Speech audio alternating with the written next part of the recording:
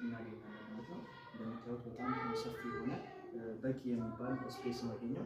እዚህ ጋር ደግሞ የዋናው ማስተር ቤድሩም የመታጠቢያ ክፍል እናገኛለን ማለት ነው። እንደምታዩት በጣም ሰፊ ነው። ዲዛይኑ ለየት ያለ በጣም ምቹ የሆነ ማስተር ቤድሩም ነው ማለት ነው። በአጠቃላይ እንግዲህ ማስተር ቤድሩም ይሄ